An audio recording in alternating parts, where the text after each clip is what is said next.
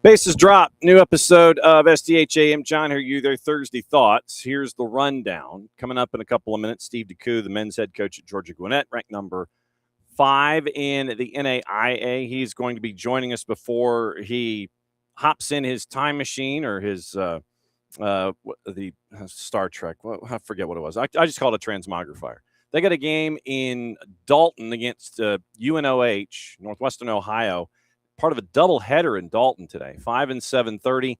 It is number 5 Georgia Gwinnett taking on UNOH, the Racers. That's at 5 o'clock, and then number 3 Dalton State takes on Campbellsville at 7:30. So if you're in Northwest Georgia, you're in South Central Tennessee, anywhere close, doubleheader Dalton State, go there. We're catching up with Steve DeCou coming up here in a couple of minutes, and then we'll get you through all of your morning. We've got stuff to get into from overseas. We've got all your transfer news. We have Atlanta United news to get into, or at least reports. Not quite news yet, but it's reports involving Atlanta United. Short version is there are reports out of Sweden that Stian Gregerson might be heading to Malmo on a 3-year deal. So we'll get into that, but that came across early this morning while we were all either still asleep or just starting to wake up, depending on when your day starts. So Stian Gregerson might be on his way to Malmo. We'll get into that after we catch up with Steve DeCou. So got to get into Leagues Cup with what happened last night. Final Four is all Liga MX. We'll get into your highlights from last night and lay out the land for where things are. You've got the Champions League draw coming up at noon Eastern time. So you've got that. Obviously, the Power Hour with Nino and Niko in hour number 2, Nino Torres. We've got to talk about what happened last night in Sudamericana.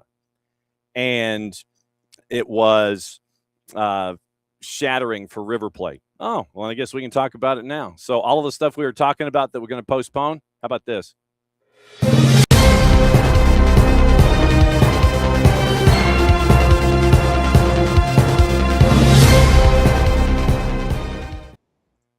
Wasting no time. No time at all. Atlanta United announces the transfer of defender Stian Gregerson to Malmo of Sweden's first division for an undisclosed fee. Joined on January 11, 2024 from Bordeaux, started 51 of 60, 3 goals, 2 assists. Literally, Atlanta United transfers Stian Gregerson to Malmo for an undisclosed fee on August 27, 2026. So now we get to figure out what the GAM can be used for with the sale of Stian Gregerson. So Stian Gregerson, numbers game, obviously, when you bring in Paulo Diaz, when you've got an AME high, when you bring in Junior Alonso, you've got Matt Edwards. It's a numbers game at this point. And Stian Gregerson was not getting in any real minutes. So it was an opportunity for Stian to find a new home, which is closer to home. And so now it is a transfer of an undisclosed fee, Stian Gregerson to Malmo. And since we're already here, why don't I go ahead and do this? Expressen this morning, joining reportedly on a 3-year deal. Malmo this is from Expressen this morning. Malmo strengthens their defense. Gregerson will receive a 3-year deal. Previously played for Elfsborg, has a solid career abroad, Molde, Bordeaux, and Atlanta. 15 appearances for the MLS club this season. Malmo has been looking for a center back following the sale of Colin Roosler to Aarhus. Sports director Philip Berglund can make more reinforcements. Expressen revealed yesterday Malmo had been in contact with Michael Lotto of AZ Alkmaar in Holland, where he's considered one of the alternatives for offensive positions. So Anel Avdic from Expressen, center back, gets a 3-year deal. Expressen can reveal, and this was 137, so 1337. So it was probably what? 1337 minus 5 would be 837. Yeah, so it's probably like 7:30 this morning, our time.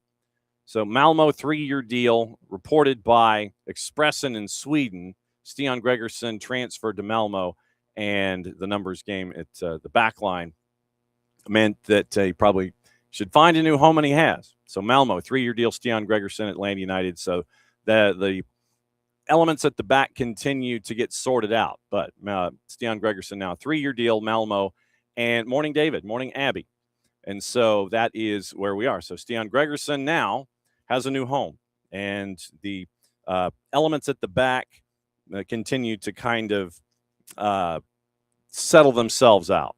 So Paulo Diaz in, Stian Gregerson to Malmo, and now you have another little bit of time to see if you want to continue to add in the window. Chris Henderson obviously is going to continue to try to do so as best he can and consult with Tata Martino and what they're going to be looking for and trying to get everything in line for the stretch run in Major League Soccer. So that was I honestly thought that if it was something that was going to be announced, traditionally they'll do the an inbound is usually something around the 9 o'clock hour, and then they'll tease it for a 10 o'clock reveal.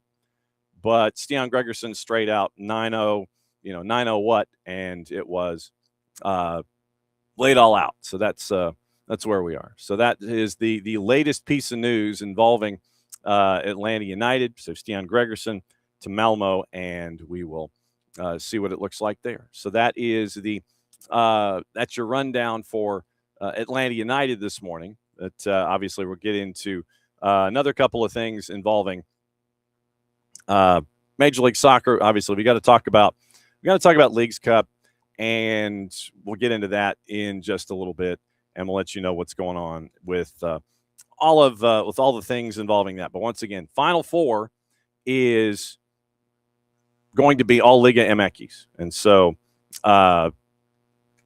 so that is your rundown there anyway. So it'll be so that's the hang on just a second.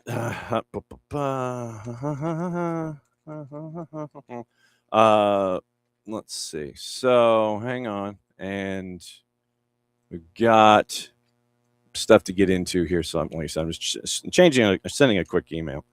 Let's see. Hang on. I know this is fantastic. TV. So I'm just sending out a quick email. All right. So there we go. All right. There we go. Okay. So like I said, waiting on Steve DeCou to come in from Georgia Gwinnett, and he will talk about when they're leaving to go to Dalton. I'm guessing around lunchtime, and that way they can get ready for this early matchup in the NAIA. So a couple of things. Yeah, injuries, obviously. And that was the thing, is that injuries was the biggest thing with Stian.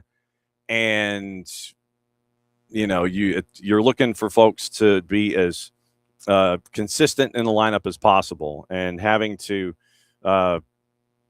cover for Stian with the repeated injuries was also obviously something that you had to kind of keep an eye on going forward with him. So there you go. Morning. Let's see. So morning, Abby, morning, Will, morning, David, morning, Alex. Let's see. I think that catches everybody up. David and Will and Abby and Alex. And I think that's it. Okay. All right. So real quick, couple of things to get you squared away for the morning. UPSL, we got Open Cup. U.S. Soccer set the draw for the first qualifying round weekend of September 12 and 13. A lot of UPSL teams will be attached to that.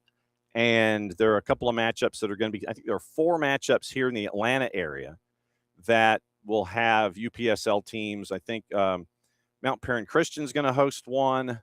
Park and Lawrenceville's going to host one.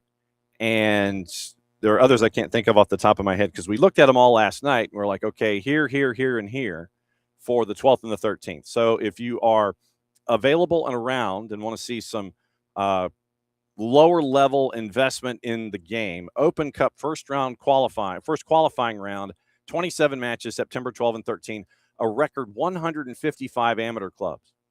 UPSL has 63 entrants, accounting for 5 of the 27 all-league first-round matchups, 16 spots in the tournament with the first qualifying round of 155 amateur clubs. That's very cool.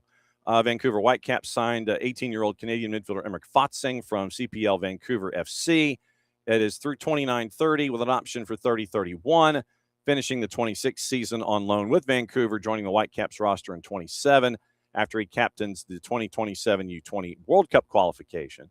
The talks in Des Moines for the stadium looks like that turned into a budget issue, and the $90 million downtown soccer stadium is going to go away. New state property tax legislation creating a $12 million budget gap in the fiscal year and another $5 million gap the year after. So the city said they can't responsibly commit to it, and the funding gap turned out to be too big. So USL and Iowa not on the books anymore, at least in its current form. So we'll see what happens if the USL Iowa group wants to continue to try and figure out how to make things fit, because they were looking for both USL Championship, I think, and I know they were looking for Gainbridge Super League, and now they were also looking on the men's side to figure out what they were going to do there. So keep an eye on that one, but that's a blow certainly for USL and the USL Iowa franchise and the USL Iowa idea. So $12 million shortfall this year, $17 million shortfall in Des Moines next fiscal year. So the $90 million facility wasn't looking good. And then you end up with the back-to-back years of an increased budget shortfall in the city of Des Moines, and that is not going to play. Last night, Ashley Sanchez scored twice, 2-0 win over Angel City, 15 goals on the year, and she breaks Lindy Indelo's 2019 single-season record for Courage, tied the mark in the 41st, broke it in the 78th. Kaylin Sheridan long ball, 3 Angel City defenders, and North Carolina has now won 5 of their last 6. Angel City had a 4-game draw streak, so they had gotten points in their last 4 matches, just 1 point. But the 4-game draw streak comes to an end. So that happened yesterday. Stuff to keep an eye on today. There's a lot of college going on today.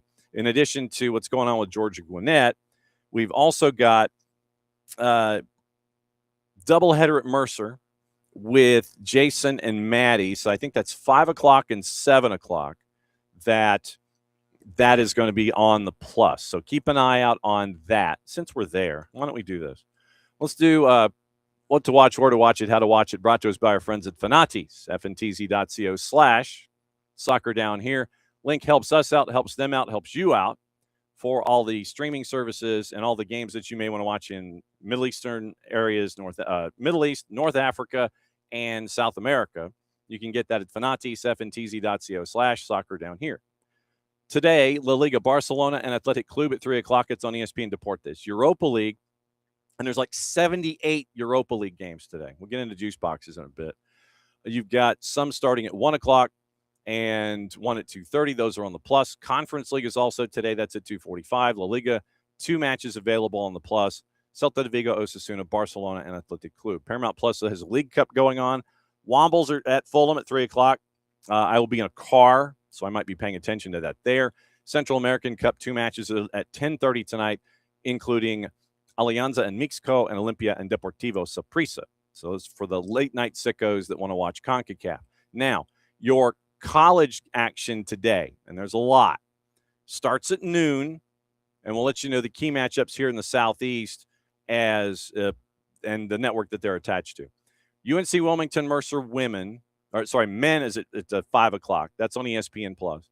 It is West Florida, South Carolina, Upstate at 6. Lipscomb and Louisville, ACC NX at 6.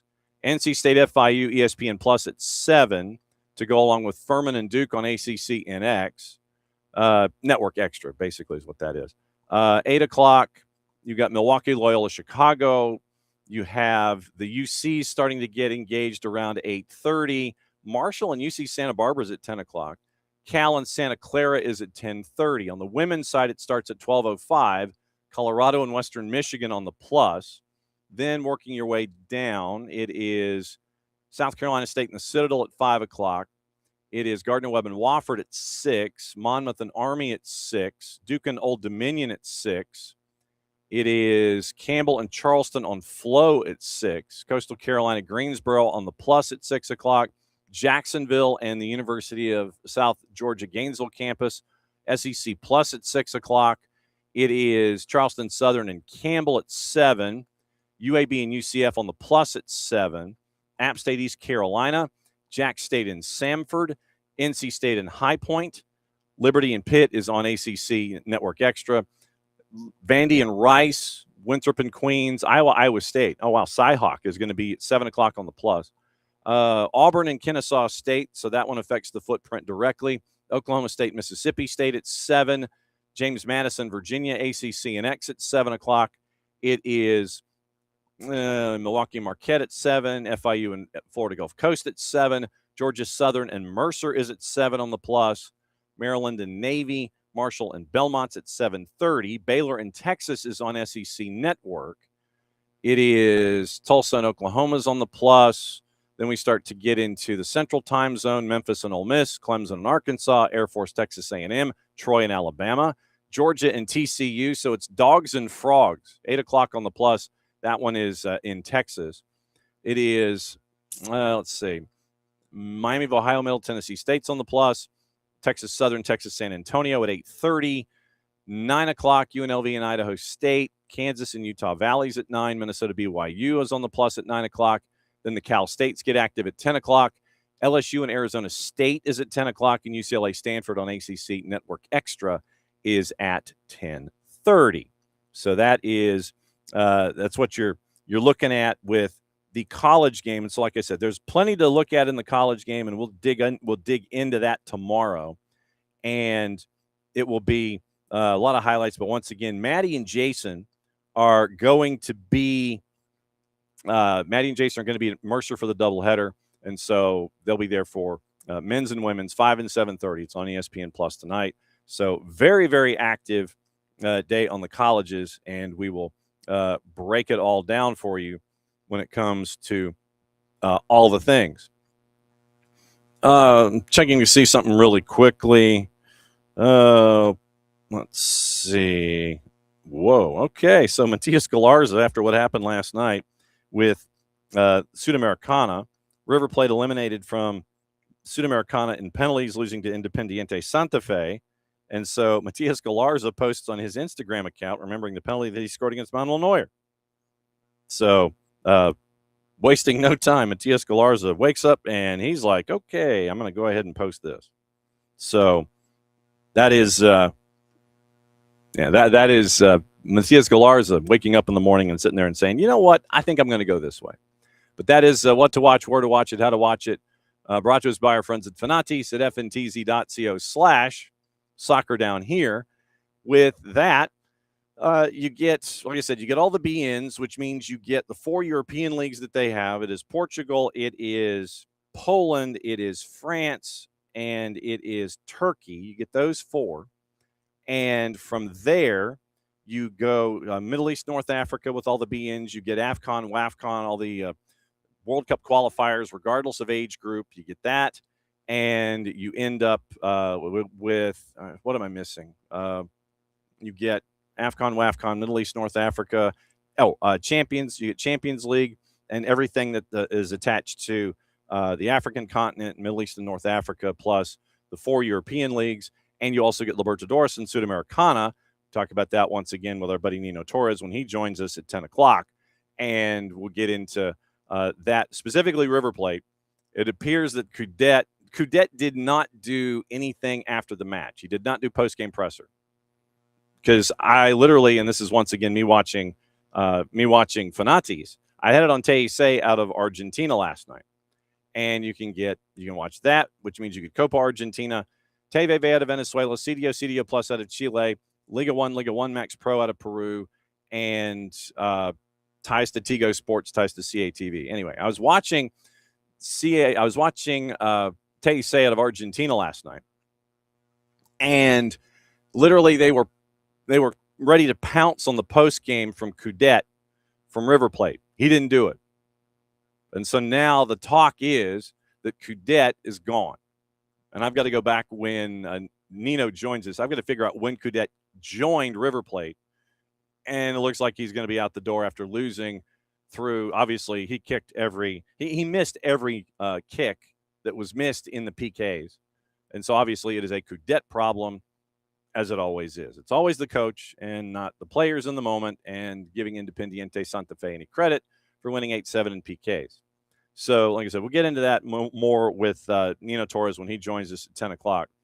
But You get all that in when you tune in to Fanatis. Like I said last night, watching Libertadores and Sudamericana when it was over. You go to TIC out of Argentina. You see the man on the street stuff. You see them waiting for Coudet to do a post-game presser that he didn't do. All of that subtext and all of that drama and all the soap opera, you could get that, especially in Copas. You get that when you got Fanatis at fntz.co/soccer down here. I guess technically, I guess we'll go ahead and call it. The Stian Gregerson story was opening kickoff, brought to us by our friends at Black Pitch Coffee and blackpitchcoffee.com. Starting your day with the most important stories in the game, the right way to start your morning. Black Pitch Coffee, part of the SDH community, showing up at events all around Atlanta. Try their home blend made with beans from Brazil, Guatemala, heavy-bodied, notes of walnut, semi-sweet chocolate, and a rich world-class finish. Opening kickoff, powered by Black Pitch Coffee and blackpitchcoffee.com. So there you go. And yes, we will be going over the gossip, rumor, and innuendo as well, leading into hour number 2. So we got Leagues Cup, we got all our gossip, we got all the rumors, we got all the things. 10 o'clock, Nino Torres will join us, and like I said, we're going to talk a lot about the Copas and especially what happened last night. 10:30, Niko Moreno joins us from Sounder at Heart and Pulso Sports. We've got to talk about what Brian Schmetzer said, and we got to talk about what Craig Weibel and Dejan Joveljic said as they had their introductory press conference. And now it's time for Dejan Joveljic to be the stud that they spent the $6 million on, and he gets to plug into the lineup, and we'll start our weekend preview for MLS with Niko coming up at about 10:30. So since we haven't, we might get into Leagues Cup a little bit, but here's what happened last night. Might be just the overarching thing. So Leagues Cup last night, we had the other 2 quarterfinals, and with the run that we have seen so far, it has been all Liga MX. Liga MX won last night. And by the way, Liga MX won 2 nights ago, and they won last night. So let's start with the early game. And it was Austin and Toluca, not at the Estadio Nemesio Diaz. Top-ranked team in the quarterfinals, going up against Team 24 in Harrison, New Jersey, at SI Stadium in the Swamps. So here's your highlights brought to us by our friends at Apple TV and the Leagues Cup. Kanji and Danny on the call in Harrison. The check is complete. It's on the foot of the Brazilian Helinho to give the Mexican side the edge. Helinho shoots. Oh, Stuver reached out, appeared to get a piece of it, but it's 1-0 Toluca.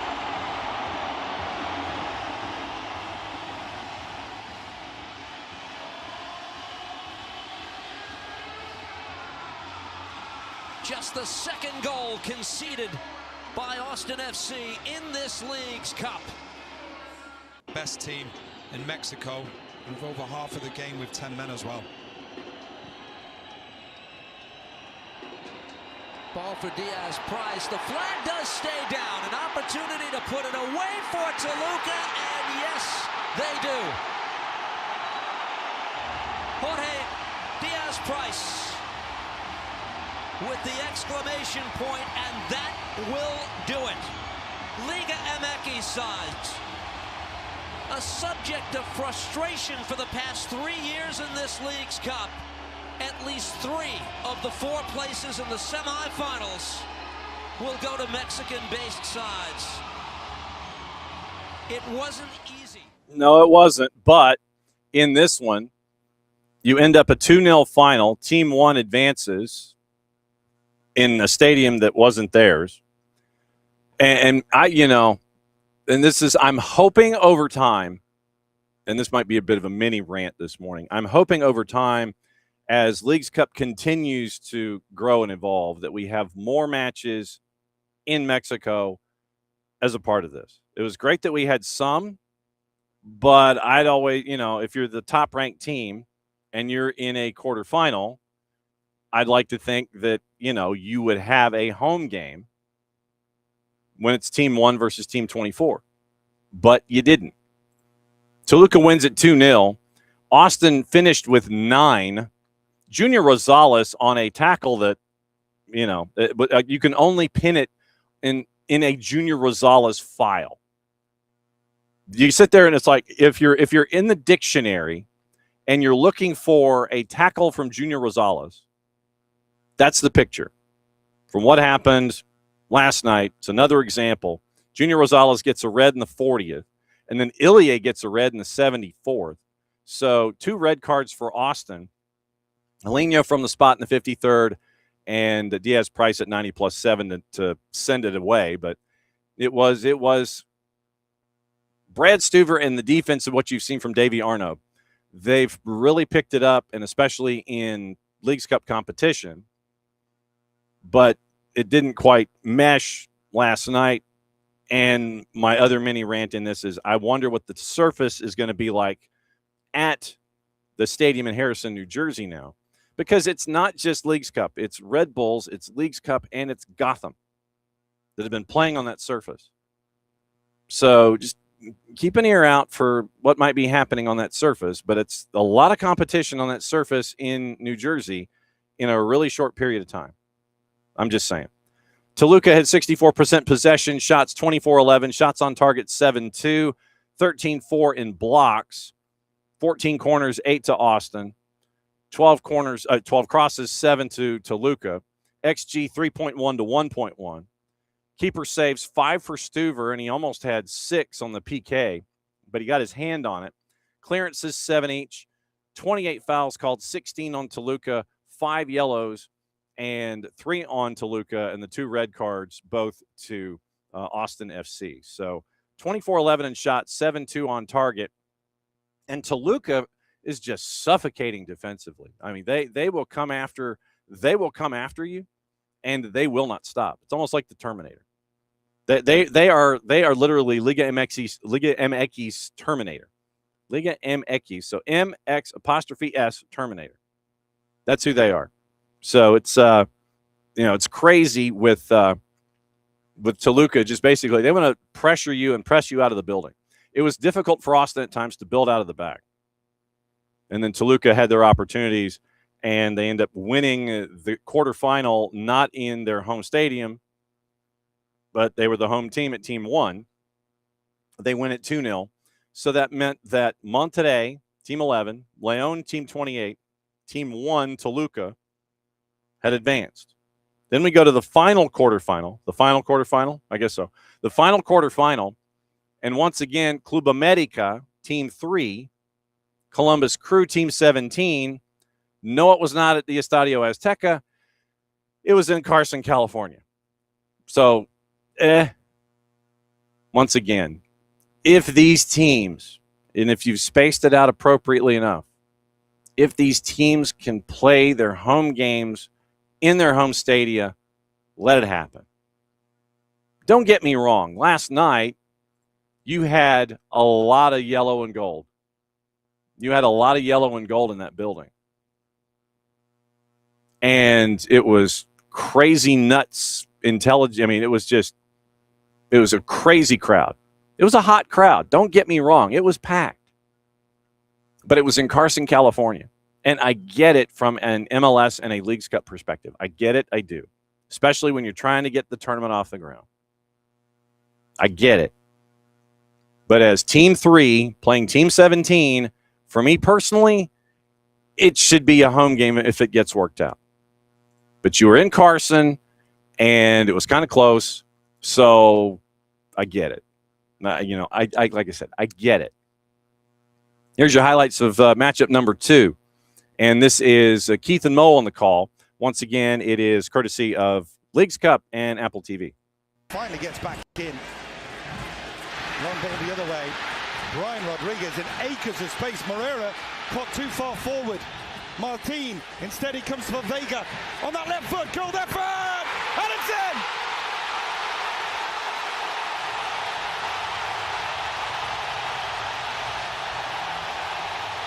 Transition led by Brian Rodriguez, but what about that from a finish? Rafael Vega in off the post, and Club America have the opening goal.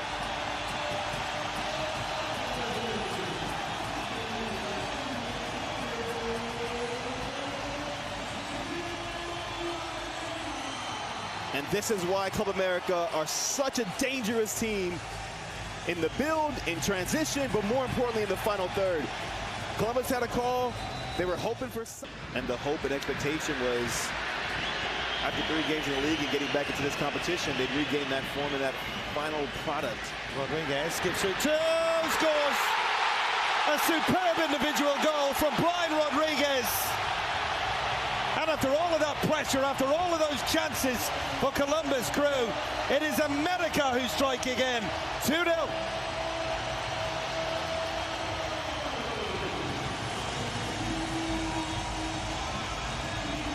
And now you can understand why we were saying get the ball to Rodriguez on more occasions at your Club America.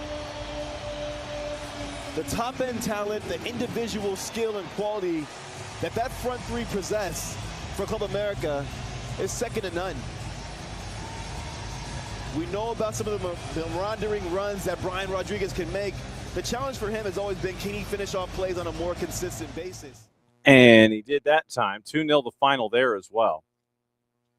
Goals at 11 and 45 plus 6, pretty much over at the break. And so Club America, Team 3, will play Toluca in one side of the bracket.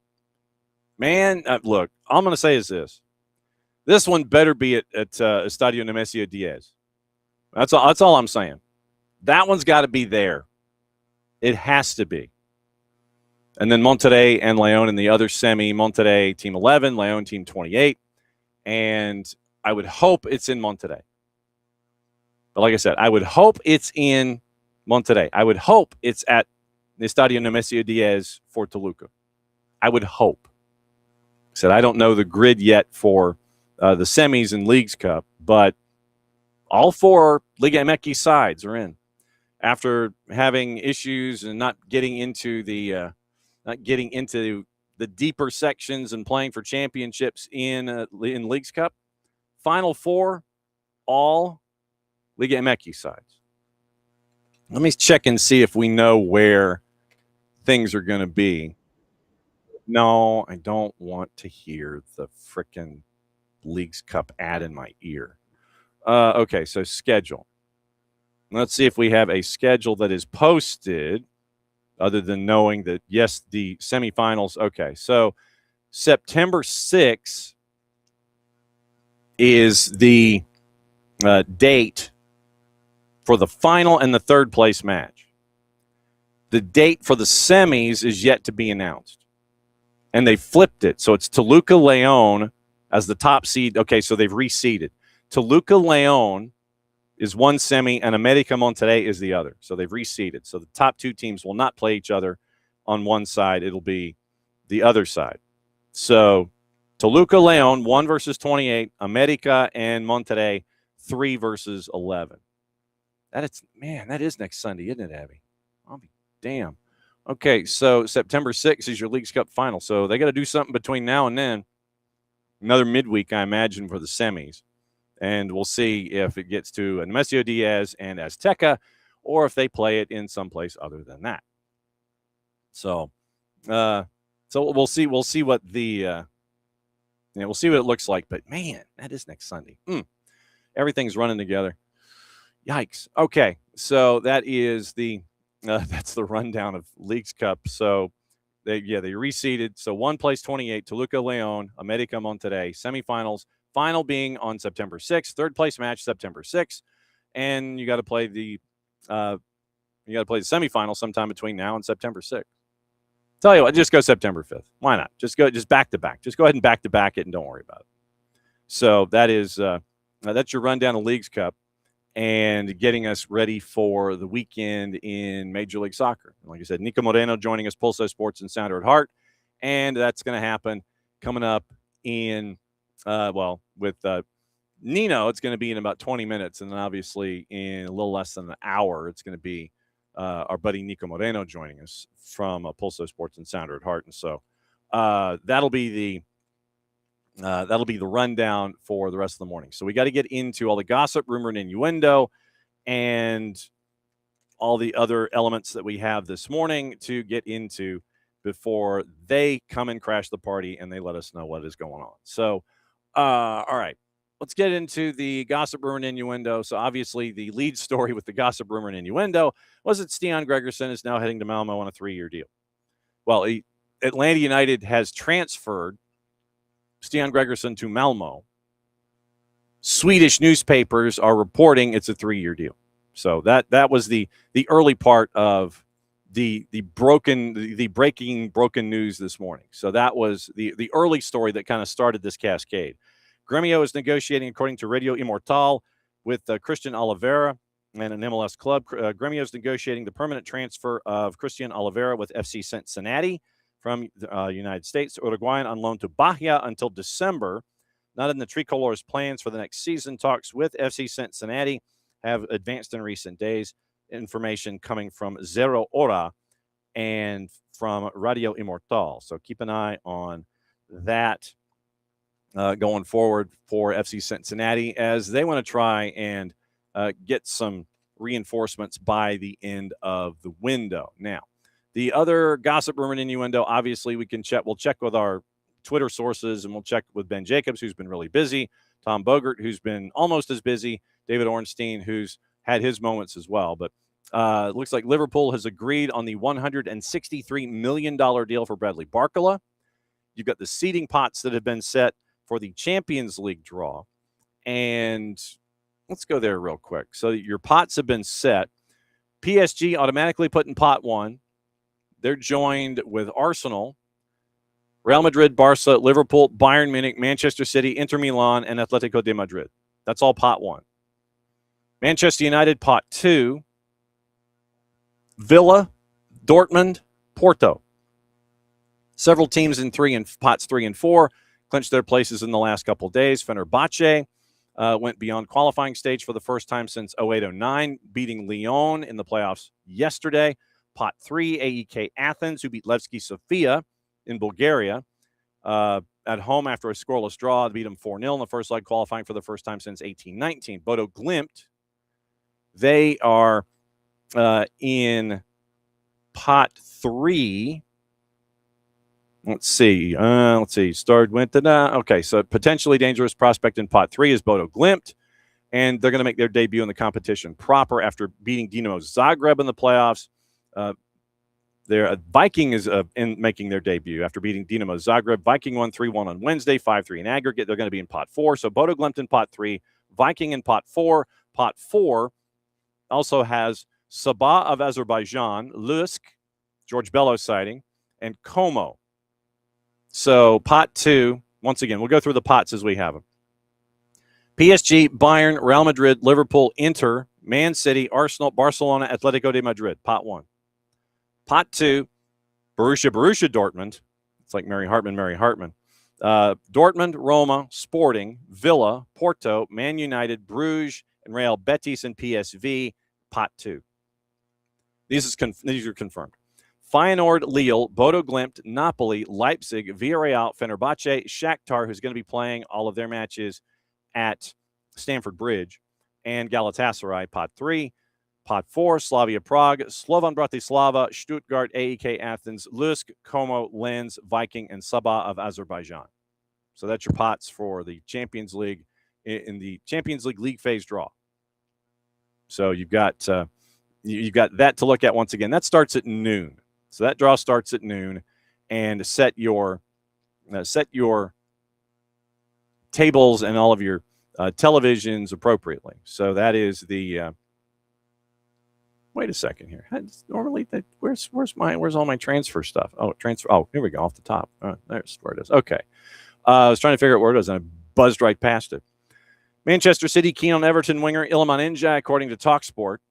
Reportedly signaled an interest in the 26-year-old, set to demand an offer worth £80 million if they're to part ways with him. Uncertainty continuing to surround Ndiaye's future after he recently rejected a contract extension. Arsenal could join the race if they miss out on Julian Alvarez. Arsenal also interested in Marseille winger Igo Paixão, according to Team Talk. Made an inquiry, already agreed to personal terms with Sunderland. Liga club keen to keep hold of Paixão after he scored 10 and 6 in 38 matches last year. Latest report indicates interest in him is growing. Villa among teams keeping tabs. Liverpool have placed Alex Scott at the top of their short list, according to Miguel Delaney in The Independent. identified as an ideal option to reinforce the defensive midfield for the Reds. Standout performer for Andoni Iraola, so Alex Scott makes sense. The valuation for Bournemouth is at £90 million, linked with Chelsea as a potential replacement for Enzo Fernandez. Harvey Elliott, attracting interest from Napoli and Lazio, according to Football Insider. Two Serie A clubs among several teams exploring a move for the 23-year-old, who wasn't named in the squad for the Reds during the 2-2 Premier League draw against Newcastle Sunday. Elliott, last season on loan to Villa, but due to complications over a permanent clause in his contract that was triggered over a set number of appearances, he made just one league start before returning to Anfield this summer. Manchester City's attacking midfielder Jack Grealish is on the radar of Everton, Villa, and Sunderland, according to Fabrizio Romano. Grealish, I think, is leaning toward Everton. And nothing concrete with Sunderland, despite reports of a recent push to sign him on loan. Then we mentioned Barcola. Fiorentina's in discussions with Manchester United over a deal for Joshua Zirkzee. Yet to make a formal bid, talks ongoing. We talked about this yesterday. Ipswich closing in on the signing of Bayer Leverkusen midfielder Ezekiel Palacios. Ipswich are to pay an upfront fee of €22.5 million and potentially worth another $5 million if performance metrics are met. Chelsea been offered the chance to sign Emi Martinez. We talked a little bit about that yesterday. Everton attempting to seal a £20 million deal for Sunderland defender Try Hume. Northern Ireland international is under contract through 2030 at the Stadium of Light. Wrexham have announced the signing of Issa Kabore from Manchester City for an undisclosed fee. Spent last season on loan at the club and has now made the move permanent, signing a 3-year deal at the Stoke Kairas. Also confirmed the arrival of Gabon international Jacques Ikomi from Angers for an undisclosed fee. Forest have announced the signing of Liam Delap from Chelsea. How do we know this? Liam Delap was wearing the jersey, had the pen hovering over paper, and was smiling at a table. Delap's joining Forest in a move worth an initial £45 million, plus another $5 million in add-ons. In U.S. dollars, it's 61 plus 7. Barca confirmed yesterday, we talked about this, the signing of Croat keeper Dominik Livakovic from Fenerbahce. 31-year-old signed a contract until 2030. Liverpool's pursuit of Brighton winger Yakuba Minte has stalled due to the club's, meaning Brighton's, £80 million valuation. That's from the four-letter paper. Chelsea defender Tosin Adarabioyo is keen on a move to Villa. Football Insider. Fabrizio Romano, Al Hilal are set to sign Ollie Watkins from Villa for around £50 million. Florian Plettenberg, Villa have agreed on a £65 million move for Chelsea forward Niko Jackson. Calcio Mercato, Atletico de Madrid interested in Juve and Canada striker Jonathan David, and a potential player exchange deal could be discussed with Atleti's Alexander Sorloth. Porto, from Gazzetta, remain in talks with AC Milan over a deal for Mexico striker Santi Jimenez. Nicolo Schira, Napoli reached an agreement in principle with Mark Guyu on an initial 5-year deal until 2031 that includes an optional 1-year extension. Four-letter paper. Newcastle remain keen on €60 million rated winger from Lille, Matias Fernandez Pardo. Mateo Moreto, Como striker Alvaro Morata, close to joining Leganés on loan. Gazzetta, Crystal Palace have explored a move for Roma and Morocco international midfielder Neil El Ayanoui. Mundo Deportivo, Barcelona defender Hector Fort closing in on a switch to Real Sociedad. Nicola Schira, Bologna have turned down a €38 million offer to sign Jonathan Rowe from Atalanta. Mike McGrath, Southampton have made an approach for West Ham midfielder James Ward-Prowse amid hopes of reuniting with him. Football Insider, Everton are interested in Burnley striker Zion Fleming. A lot of folks are interested in Zion Fleming. So obviously keeping an eye out on all of those. Let's see. Let's see. That goes there. And come on, kick. There it is. All right. So that goes in one place. All right. So here we go. All right. So let's check with our friends on the Twitters, and we will see what is in their suitcases this morning. And we will start with. We'll start. I'll tell you what. We'll start with our buddy Ben Jacobs. Let's go there because we always kind of look at that. All right. So Ben, we mentioned Issa Kabore. It's a £2 million fee for that signing. And let's see. Mentioned Iliman Ndiaye. Everton value Ndiaye at around $80 million. Manchester City working on a move. Grealish likely to go the other way if an agreement is found. So keep an eye on this. If Njai goes to Manchester City from Everton, Grealish could probably go and probably would lean from Manchester City to go to Everton. Grealish wants Everton. Saudi Arabia has backed Gianni Infantino following the appointment of new SAFF president Badr al-Raziza, confirmed by the General Assembly on August the 30th. And the statement says that they support Gianni Infantino, quote, at this time, end quote. Backing comes from outgoing President Yasser Al-Misahal and the old board. Incoming president, and this is according to Ben Jacobs, incoming President Badr al-Raziza did not input directly to the statement and is yet to take a stance. Infantino plans to lobby the Saudis further in September. We mentioned Julian Alvarez. Atletico de Madrid confirmed they will not sell him to Barcelona. Paragraph. Wow. The members of Atletico de Madrid's board of directors have unanimously expressed their absolute support for the club's decision to not negotiate, split infinitive, the transfer of Julian Alvarez to FC Barcelona. The members of the board of directors acknowledged that Atletico de Madrid is open to standard transfer market negotiations when conducted in a professional, ethical, and respectful manner. We fully stand behind the club's previously communicated position that FC Barcelona failed to meet these requirements, and as a result, there will not be any negotiation and there is zero consideration of an Alvarez transfer to Barcelona. Atletico de Madrid trust that our player will understand the decision and will remain focused on helping the club achieve its goals, just as he has done during the 2 seasons he has been defending our colors. So basically, they're pissed. They are absolutely pissed and feel that Barcelona was stepping out of line when they were trying to negotiate initially for Julian Alvarez. And so they're like, well, we ain't negotiating with Barca, and Julian Alvarez is staying. Barca didn't do it the way that we like for it to be done. Wasn't done on the up and up from our perspective. And so, you know what? Not happening. Absolutely not happening. So he is going to be staying. Let's see. Last 24 hours, Fiorentina have grown significantly more confident. Joshua Zirkzee open to leaving Manchester United, wants to join them. The Italian club wants to get the deal done quickly as they feel multiple other clubs will join the race. So keep an eye out on that one when it comes to Joshua Zirkzee. David Ornstein, Fiorentina advancing in talks over the loan move.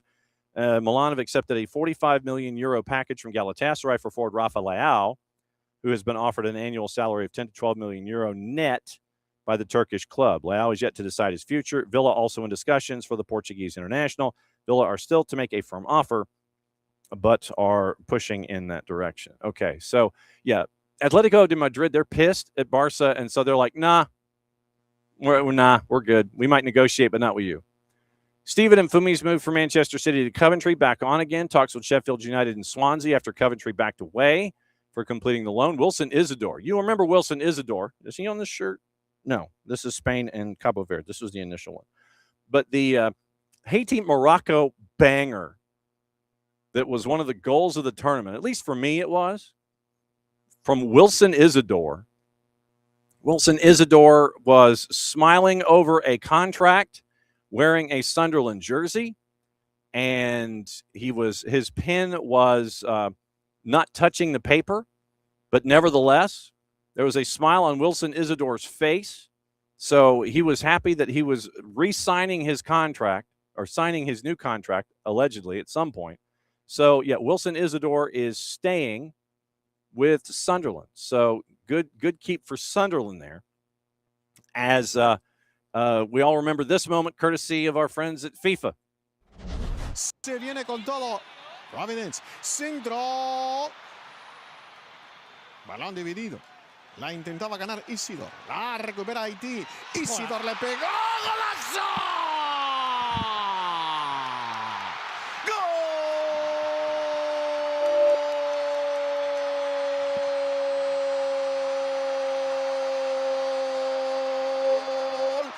Haití al 43.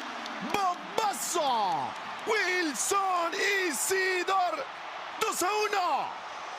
Festejen, griten, bailen, agárrense entre ustedes, todo el pueblo haitiano.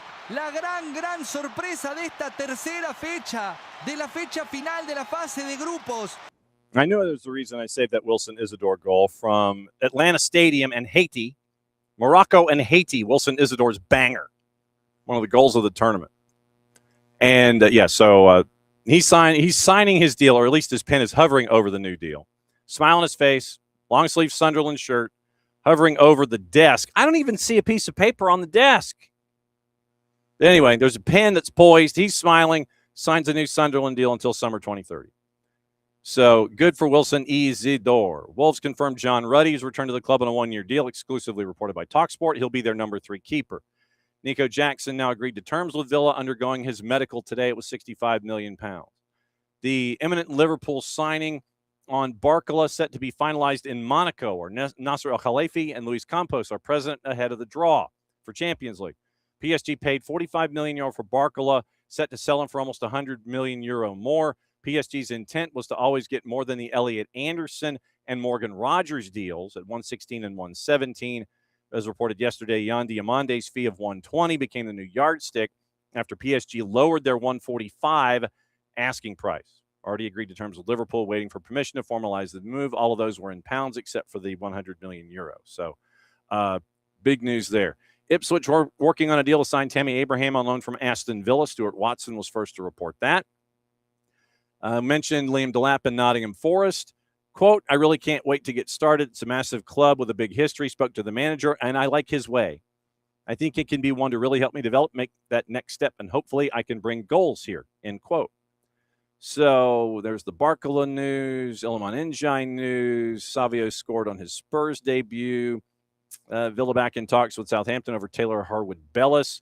Saints open to a sale. Villa offered 25 to 30 million pounds. Harwood-Bellis wants the move. We mentioned the re-signing idea of James Ward-Prowse. And so that is from our buddy Ben Jacobs. Now, domestic. Let's see if there were a couple that were domestic we need to kind of look at from yesterday. Once again, keep an eye on Kevin Kelsey. And that one, I haven't seen anything official from the Portland side of things. But right now, it's looking at $13 million plus add-ons on a sell-on fee. Joined for just under $6 million in the winter, 10 plus 3, and just over 1,300 minutes. And so Kevin Kelsey heading to Rangers from Portland. Orlando City had a deal agreed to sign John Tolkien from Holstein Kiel. The club and the player had agreed, but Tolkien ultimately opted to stay in Germany. Part of the deal was Orlando acquiring Tolkien's discovery rights from St. Louis. The agreement was for Tahir Reed-Brown to go to St. Louis. Even though Tolkien's deal fell through, St. Louis renegotiated for Reed-Brown. Orlando didn't want to block it and let the deal happen. They still need a left back, according to Bogert, and they get a deal done for Vinicius Nogueira. And he is coming from Ludogorets, and this is within the hour, product of the Palmeiras Academy before heading to Europe. So Ludogorets to Orlando City, Vinicius Nogueira, left back. So that's happening as well. And final week of the transfer window here for Major League Soccer. Also, let's see, am I missing any? Tigres nearing a deal to sign U.S. Youth National winger Jaden Contreras on loan from FC Dallas. Deal includes a purchase option. The 18-year-old impressed in the U20s for the United States, also has featured for Honduras' youth national teams. So keep an eye out on that. Colorado finalizing a deal to sign Israel international forward Syed Abu Farki from Maccabi Tel Aviv. Fee is agreed for $6 million, and he will be a U22 signing. Colorado remaining aggressive and chasing DP winger targets. Final week of the window, in addition to Abu Farki. Revs signed American midfielder Judah Sequeira to a homegrown deal. 17-year-old made his MLS debut this month on a short-term call-up. Now he's got his first team deal. Middlesbrough finalizing a deal to sign American midfielder Rokas Pukstas from Hajduk Split. Marko Silov was the first to report this yesterday from Index HR. Fees around €5 million, a fourth American at Borough. Aiden Morris, Seb Berhalter, Max Arfston, and now Rokas Pukstas. So you have all of those in the queue from Tom Bogert. And now David Ornstein, just to wrap things up. Let me see if we have anything different from Ornstein. And we mentioned the Jack Grealish. We had mentioned Niko Jackson. $47.5 million and 17.5 million pounds in add-ons to make up the 65 million. Personal terms in process of being finalized ahead of the Senegalese national moving to Chelsea. For Ollie Watkins, moving for 50 million and small add-ons. He's going to travel the next couple of days for a medical before joining on a 3-year term. Mentioned Barcola, Hull City, close to an agreement on a deal to sign Robinho Vaz from Roma. Proposed package for the 19-year-old, season-long loan, €2 million fee, plus a €30 million option to buy. Hull City working on ongoing the finalizing between the clubs and with the France Youth International.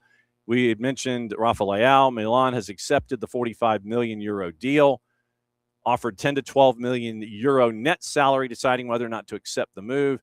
Villa's discussing a loan and a buy obligation, but AC Milan want a permanent sale now. That is from David Ornstein, and that is the rundown of, I believe, anything and everything. So we'll see. We'll see what it looks like with all them folks. That's your that's your rundown for all of the gossip, the rumor, the innuendo, and what to watch, where to watch it, and how to watch it.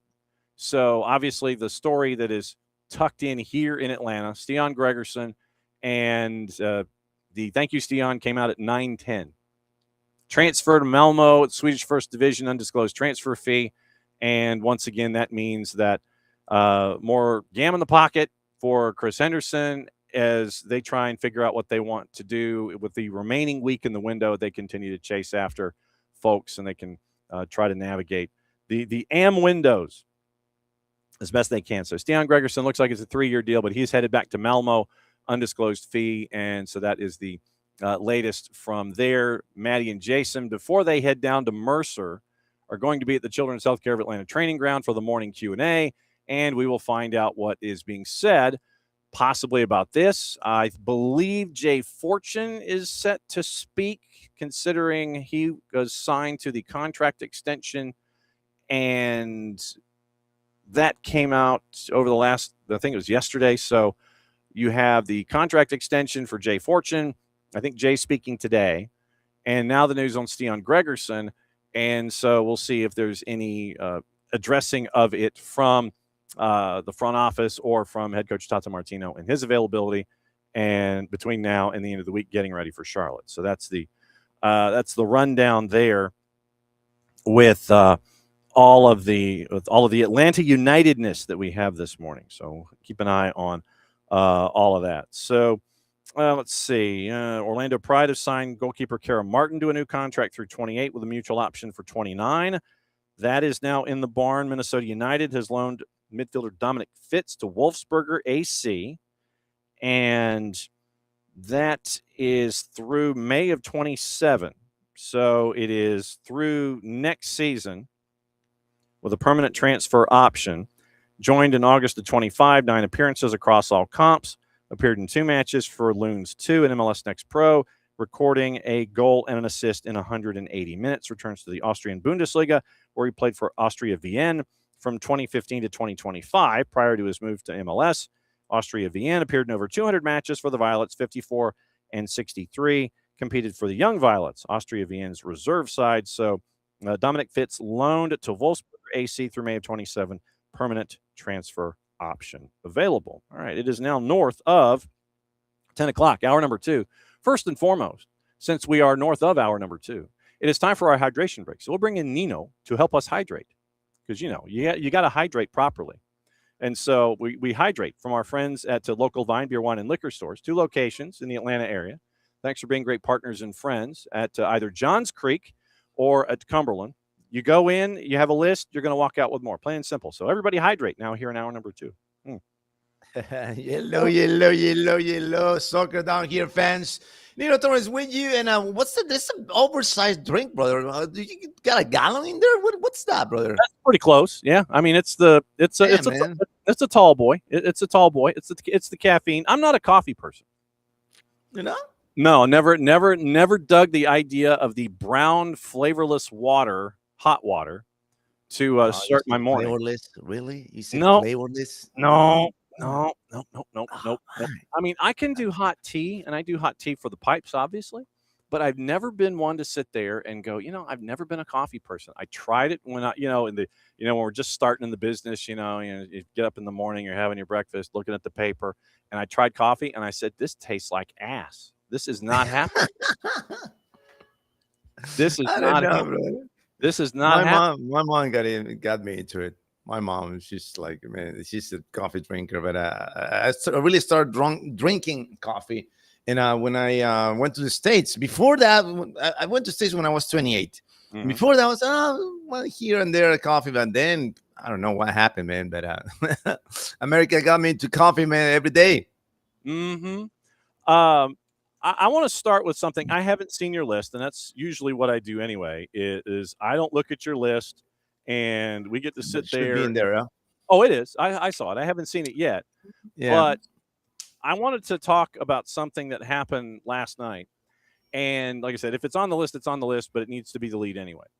What in the blue hell is going on at River Plate? It was, and I got into it a little bit in hour number one, where you go to PKs, you're going up against Independiente, you go to PKs, it goes to the 11th frame. It ended up keeper v keeper. And you end up with Independiente's second keeper, their backup keeper, getting the clinching goal, 8-7 in PKs, because the keeper for River Plate, and there's a shot, and he skied it, and I know it might be heading to it might be heading to your place, and it might come in the side window. Yeah, I saw it. It's right there. The ball is right there, man. I can see it from here. And so it got the top half of the frame. The River Plate keeper skies it, but there's an end zone shot that I don't know if a lot of folks got to see. And literally, there's this chunk of turf that was dirt next to the spot where you're trying to plant to kick, and he slips in that spot. And then obviously he slips, and then he's leaning backward, and it gets airmailed. And then the backup keeper for Independiente converts 8-7. They win in 11 frames. And then River Plate's out of the tournament. And I'm watching Tay say, and I'm waiting for Cadet to give his post-match, and he ain't nowhere to be found. They were camped out. They were waiting for it, and no post-game from Cadet whatsoever. They think he's out the door, and Santi Solari might be coming in. What in the hell's going on at River Plate?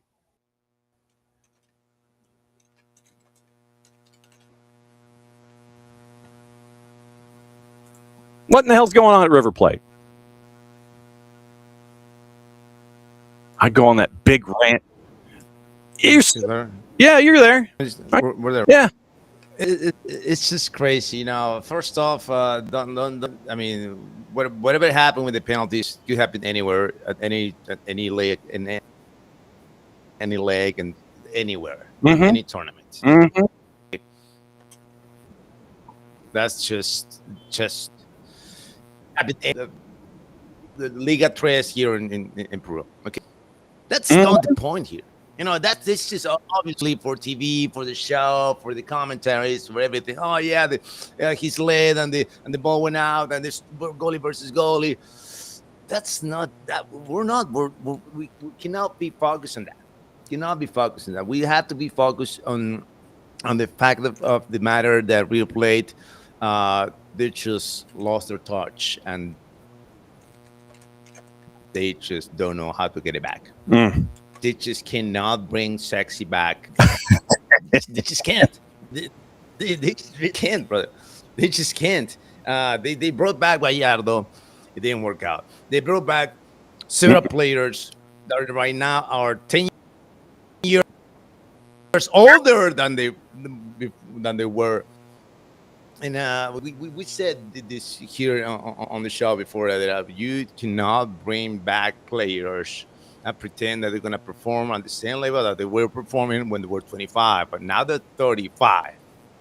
It's a different story, different ballpark. And now the game is way more physical now. Way more physical now. That you cannot give an advantage, right? If I go against 35-year-olds, I'm going to lose. That's the truth of the matter here. And also, it's this thing that the way that Cadet came to River Plate. You know, the way they came to replay, they just slashed the coach from Spain to get it into replay. You know, there's no the process in order to get the coaches, in order to get the players. It's not clean. I'm not saying this clean. I'm not saying that it's anything shady about it. No. The forms, the process. You know, you're forcing things into replay. And when you force things, usually it doesn't go that way. It doesn't go well. Mm-hmm. So if you all right now, he's going to resign. He's going to resign now. There's going to be a press conference in a little bit here. And who are they going to get now? In the middle, we are in, what is it, September, brother. Okay, but tournament's already in place, you know, and now you got to find a coach that's available. Not working, and most likely they're gonna go after a coach that they say that this is the coach that fits the replay profile. We don't care if he's on the contract. We're gonna go after him, and we're gonna try to snatch from that team. It's gonna happen all over again because he's gonna bring all this methodology here into replay, and the players have to adapt. But it's not gonna work out again. I said it. You remember that I said that replay was going to be relegated? So this is all the kind of decisions, you know, that lead you into this mess, and they keep doing it. They keep doing it. I was one of the topics. It was on the couple of weeks ago that we talked about it. That this kid, DeCarlo, right? DeCarlo, he's not Theo Epstein, brother. He's trying to be Theo Epstein, but he's not. All right, he's you know he's the youngest president in the history of River Plate. The guy is a great business guy, but when it's just not enough to have all this knowledge, to get all this managerial experience with the numbers and the assets, right? Because at the end of the day, the football is a business, but you got to understand the business of soccer. It's a different story to understand business. And the understanding is this business of soccer, different worlds. That's what's happening now. We replay all these decisions that they're making now. You know, they separate 14 players from the roster, and like, no, we're gonna put aside 14 players, brother. We're in the middle of the tournament. What are you talking about? What are you doing? You should do this at the beginning of the season, pre-season. This is the roster. We got 35 players. These are the players that we're going to use. All you guys, have a nice day. Figure it out. We're going to sell you, loan you, whatever. But you don't do this, you know, where you're in the middle of the road. You don't do that. Otherwise, this is going to happen. This is what's happening. It's going to keep replayed. And then we want to talk about when Nino Damos was right. In December, replay going to second division. Oh man, they have said their current $1 budget. You spent 52.4 million euro, and you only got 6.45. And this is this year. They've spent 175 million in transfers recently. That was the number that was being floated. But right now they are a net loss of 46 million euro with their transfers. You bring in Thiago Almada for 20. Angel Correa, well, this is all euros. 20 million euro for Thiago Almada. 13.2 for Angel Correa. 6 for Arambari. 5 for Tobias Andrade, the 19-year-old from Vélez Sarsfield. 5 for Francisco Ortega from Olympiacos. 2 for Rafa Santos Bure, who's 30, which is shocking to me I thought he was like 94 years old. Lucas Beltran is in on a loan, less than 500,000. Gonzalez at 300,000. Otamendi on a free from Benfica. Then you got Matias Galarza on. He was there on a loan, and you had loans ending in December on Sarago, Ledesma, Nassif, Martinez, and Daniel Zabala. That's where you're at. That's where you're at right now. Out of all those names that you mentioned, Johnny, tell me a player who's performing now. Thiago Almada. One out of the 74 that I mentioned. Right. You know, one. Mhm. One. Yeah. That's I mean, it was crazy to see that last night. It was crazy. And then waiting for the post game that never happened. You get the man on the street stuff from Tay say they're out on the street and everybody's all mad and everything. And yeah, I mean, it's great television. But River Plate, looking at River and Boca, knowing what we've known from when they've grown up, when we were growing up watching to where they are now, it's just crazy that they are this bad. They are bad, and they're just they're lost. They're not heavyweights anymore. Mm-mm. These are featherweight teams, and I understand that Argentina media tells you, yeah, Boca Juniors are all little kids. They're crushing it. They're doing sensational games. I'm looking at it like, yeah, but they're not. This type of play is not sustainable. This when you play like this, it's nice and fancy. Yeah, okay, I get it, but you need to. I mean, there's no substance in this team. It's you see that the Boca is doing this plays, but when they got hit, they can't get up. Mm-mm. They just can't get up. They got crystal jaws. You can go all fancy all around, but when you get hit and you got down, you need to be able to get back, figure it out, and go at it again. That they just don't have that, and that was the I don't want to say the essence, but probably the DNA of this team, especially Boca Juniors, when going to Brazil to play Santos, to play Flamengo, to play and taking them down in Brazil. Mm-hmm. You don't see that anymore. Mm-mm. Don't see that anymore. You go to Brazil and you got your rear end kick. Yeah. Mm-hmm. Yeah. You can say ass. They got their ass beat. I can say ass. All right.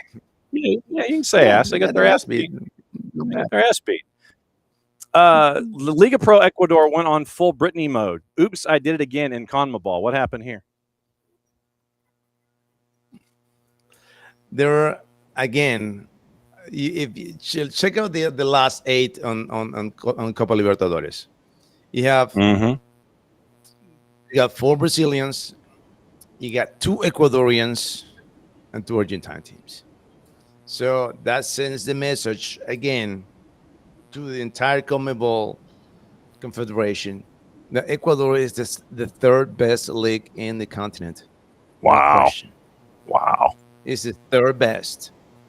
All right. They got Liga de Quito and they got Independiente del Valle the final 8. Again, this is ridiculous, Johnny. And when you go in the percentage of points won by teams in CONMEBOL, it's just not about this Elite 8 that they're making it again with Liga Pro Ecuador. They got 51% of the points earned in the last 5 years as a league in all across the board in all 2 tournaments, Sudamericana and Copa Libertadores. Okay. Wow. We're the 3rd best team consistently in the last 5 years. I'm going to say more now. It's like 7 years now. 7 years in there where we're constantly and consistently Liga Pro Ecuador teams advance not only to the next with the first knockout stage. No, they're going deep. They're going semifinals. They're going quarterfinals. They're going into the finals. They're going to the final stages of the competition. They only lose against this is unfair league of Brazil, man. I'm so mad at these guys for having so much money, man. I'm so mad. Well, don't get me started on Botafogo because it's all smoke and mirrors. Quarterfinals, just so folks know, Libertadores. Estudiantes, Corinthians, Independiente del Valle, Flamengo, Liga de Quito, Palmeiras, and Platense. Platense and Fluminense. Say that? Yeah, Platense. I don't know. Platense still be surprising. I don't know. Fluminense. Out of the 4 teams in there, I will give Platense a chance. Huh? All right. I will give Platense a chance. I'll give Platense a chance on that one. Probably what's the underdog in the count in that one, Johnny? On Platense. You got it? No, it's got to be I don't know. We don't have juice boxes out yet. No boxes. Okay. Not yet. Yeah. They're the DO. They're such an underdog. They're the DO double G. They are DOGGs where they are. That's where they are. Copa Sudamericana. You wanted to talk about Cienciano. Cienciano. You know what? It's like good luck, Montevideo City. That's all I got. Yeah. Good luck. Good luck, buddy. You're not gonna make it against Cienciano. You're not. Okay, and they are on this mode right now. It's just they feel unbeatable right now. Yeah. They feel that they can get it done, and they haven't said it, but I'm gonna say it from them. Is the chances of Cienciano winning the Copa Sudamericana again are high. Wow. They have high chances to win this Copa. Okay. And it's not, I'm telling you, it's not because the Peruvians, it's just because the way I see something, I see this special stamina, special aura that is coming from them that makes me believe that they're going to make it. They're going to make it. And I got this. Johnny, did I tell you that on my first year in the States, what happened when I bet on sports? No, you did. No, you did not. 2003. I'm bringing this up because of this Cienciano energy vibes that I'm getting now. Okay. I'm getting the same vibes that I got when the Marlins went all the way to way to the finals, right? And I was, first year in the States, I was a rookie. And this guy I was working with it. I was like, Marlins are going to win this one. No, you're not. What are you talking about, Peruvian kids? You think they're going to beat the Yankees? What are you talking about, kid? Yeah, I've been watching all the series, right? The way they came back, Poch Rodriguez, all the energy, all these guys, new, young guys, strong. And I'm like, man, this is the energy of a champion, I said, right? So I went over, all right, you want to put it? All right, let's put a case of Heineken, brother. Let's put a case of Heineken. He was my boss, right? Put a case of Heineken, and that the Marlins are going to win this. And of course, I got my Heineken. I drank off by myself. Because I bet the Yankees. I should money on that one. But anyway, that's what I'm saying now. Same kind of energy, same kind of vibe that the Marlins had in 2003 with Poch Rodriguez and company. Okay. All right. It is Boca Juniors Sao Paulo. September 9 is leg 1. Boca Juniors Sao Paulo, Cienciano Montevideo City, Santa Fe, Vasco, and Santos and Atletico MG out of Brazil. That's on September 9th and 16th. Those are the 2 legs. Universitario and their true 9 menace to the Liga Uno. Hit me. We've been waiting for this for the past 5 years. And every single year, the front office disappoints us. First, they got this guy, Diego de Regaray, a total mess. He scored 4 goals in 30 games. Then the next year, we got to get this one. We need a Turnan because we need Alex Valera to be a companion for someone else. All right. We got to get you Diego Churin. Okay. 35 years old. And he got 3 goals in 35 games. Okay. Mm-hmm. All right, officer. We're going to give you another chance. I'm going to give you another chance. All right, we're going to go ahead and get this guy, Higasama, right? Who didn't play, he played like 4 games in the last year. So we're going to get this guy because he's going to be in shape. And then the guy calling, I'm the Africa Cup now. I'm cheering for my Senegal team. So I'm not going to be on time for the preseason. Or I'm going to be 3 weeks late to the preseason. Ugh. All right, you got all right. As long as you come here and score goals, we're good. He came in, and he only scored a goal in a friendly game. Oh God! Right? So, the front office, after this shakedown, we lost the coach, we lost Ravana, we got Cooper, and they moved the pieces finally in a serious way. So we went ahead and get Gianluca Lapadula, which is, I know he's 36, but he's Peruvian, half Peruvian. He played for the national team and all that. Mhm. First 5 games, 5 goals. Okay. 5 for 5, alongside with Alex Valera, and they are now the most lethal attacker duo in the Liga Uno between Okay. Alex Valera and Gianluca Lapadula. And guess where we at now? Number 1, baby, only behind. I mean, the same world level on points with Deportivo Garcilaso, but it's the goal differential only because we've been scoring, but we've been conceding too. So that's the that's an issue right there. But I say that for the first time in years that we have an actual true 9, an actual killer that is doing his job. I don't want to hear anymore about this number 9. He's so tactical. His soccer IQ is so high. I don't care, brother. By true 9, he's gonna score goals. I don't care about the other stats. I don't care about if he learns. He's a tactic analyst. I don't care. I want my true 9 to score goals. That's all I want. And then look at Lapadula. It's not the most. What could I say? He hasn't scored beautiful goals. Right? He's just like he's there, and he's a poacher, and he fights and grinds, and they scored 2 goals. The last 2 goals that he scored from the ground with the grit.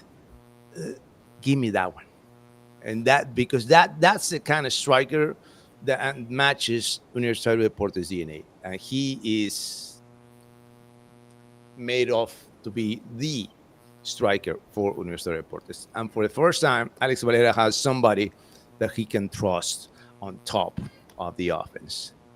And if we won 3 championships in a row without a true 9 scorer, tell me what's going to happen when we got an actual true 9 scorer in the league. So I'm going to say. Don't give up goals, brother. You're even money plus 100 at Cajamarca, 4:30 Saturday afternoon. And the draws a plus 220. Garcilaso, by the way, they're the game behind you at 8:30 Eastern U.S. time at Alianza Lima. Garcilaso is a plus 900 at Alianza Lima, who's a minus 263. So Alianza Lima, big honking favorite. They're gonna draw that. Plus 254. So that number is huge as well. But Universitario Deportes, even money plus 100 at Cajamarca Saturday afternoon. Now, Premier League. You can join our Premier League fantasy league, by the way.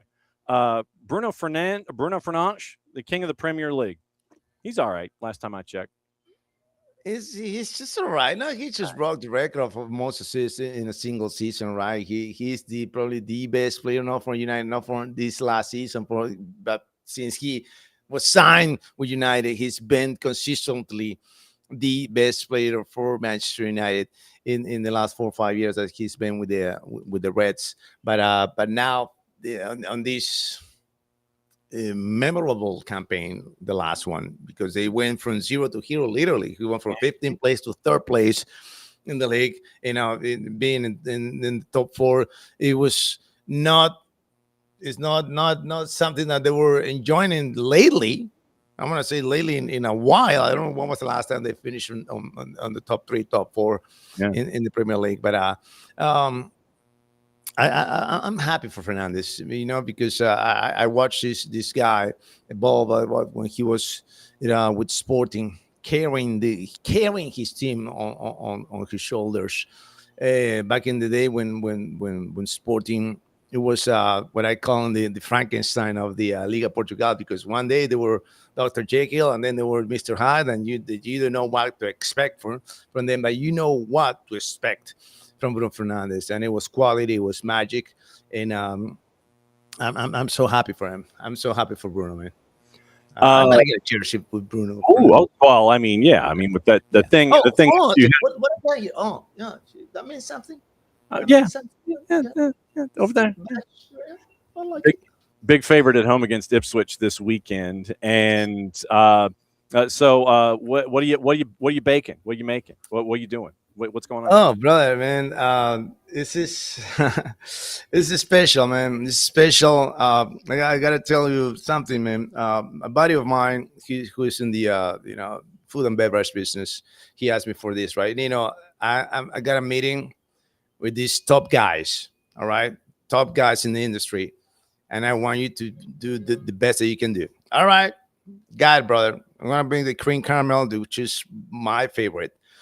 And he said, oh, can you do tres leches? I was like, yeah, I can. Then in the end, I was like, you know what? I'm going to do the cream caramel because this is what he ordered for me last time. Mm-hmm. So I went there, they delivered the product, and he was like, wait, I thought you were going to give me tres leches. Just trust me, brother. Just trust me on this one because you're going to be with these guys. All right. So he went up there to the meeting, to the party or whatever, and one of the party goers there got his wife baking the same thing. So it was at cream caramel for Nino versus cream caramel for this lady, and who has a business. All right, has a business. They got a restaurant and everything. Because let me tell you, this the kind of guys that were here, they were food and beverage from the Western. From the Western hotels here in Peru. It wasn't that meeting. It was the what was the other guys? The king of the burger chains in Peru. I mean, there were elite guys in there, right? There were elite guys in the industry here. And my buddy's like, all right, brother, this is gonna be a throwdown there. Yeah. Just and he played the he just put his phone in there and recorded the comments live, and they didn't know that we recorded it. And to hear these guys talking about my product, the way that they talk, talking about the technicality, or this guy, he knows what he's doing, right? He knows what he's doing. You didn't go all the way up on the oven. The process is right, the texture is right, everything checks out, and I was like, man, brother, I was so happy, man. Excellent. I was so happy. Excellent. So what you're telling me is that when the Pan Am games are going on, that Nino the Baker's stuff better be in the Westin when everybody comes in for the Pan Am games next year. That's what you're telling me. We'll see. Go Hershey, man. We'll see, man. I'm giving it all, and to hear these comments from elite people that they know about the business, they know about this. It's just like, not just like your friends are telling me, oh, Nino, this is so good. No. Mm-hmm. There's man, I was crying, man. I was crying that night, man. It was crazy, man. Awesome stuff. We're very proud of you. We love you very much. And we will catch up with you again this time next week. And we'll break it all down one more time. And you'll continue to make us jealous on the Nino the Baker IG, the Gram, and the Insta, where we gain 10 pounds by just staring at all of your food. Thank you, buddy. We'll see you next time. You got it. There he goes. Nino the Baker, Nino Torres, and just all of the uber fattening stuff that he posts on his Instagram accounts. Yeah, I mean, literally the slow-mo videos, and literally you sit there and you're just like, man, yeah. So we got to figure out the shipping. We got to figure out the shipping thing. We got to do that.